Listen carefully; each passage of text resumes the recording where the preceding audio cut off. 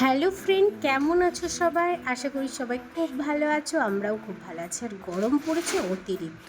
আর এই গরমে সবার বাড়িতে টক দই, মিষ্টি দই তো লেগেই আছে।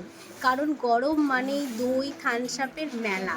আর সেটা যদি দোকানে না কিনে বাড়িতে বানানো হয় তাহলে তো খুব খুব টেস্টি।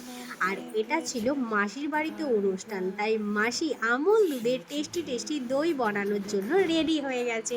তো মা দই বানায় কিন্তু আমাকে টপ করে দেখায় না, তাই আমি ভিডিও করতে পারি না। তাই মাসির কাছে বসে দই বানানোটা দেখে নিলাম, সঙ্গে ভিডিও করে নিলাম, তোমাদের সাথে শেয়ার করে দিলাম। মাসি বলল এই যে রেডি হয়ে গেছে দই, এবার আমি এটা গরমে কিছুক্ষণ রাখবো, বসে গেলে এটা ফ্রিজে ঢুকিয়ে দিস। সে তাই রেডি করছিল আর আমাকে বলেছিল এগুলো গরমে একটু রেখে দিস। আমিও তার জন্য রেডি হয়ে যাবার পর গরমে কিছুক্ষণ রেখে দিলাম। তারপর মাকে ডাকতে গেছিলাম যে মা দেখবে এসো তো দইটা ঠিকঠাক বসেছে কিনা।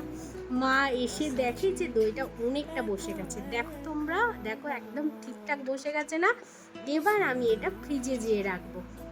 আর মাকে বললাম চলো ফ্রিজে ঢুকিয়ে দিই। তো চলো, তোমরা কে কে বাড়িতে দই বানিয়ে খাও অবশ্যই আমাকে কমেন্ট করে জানাবে। আর এই গরমে তো টক দইটা হেভি লাগে, যদি হয় সেটা বাড়িতে বানানো মায়ের হাতে। তো চলো, টাটা।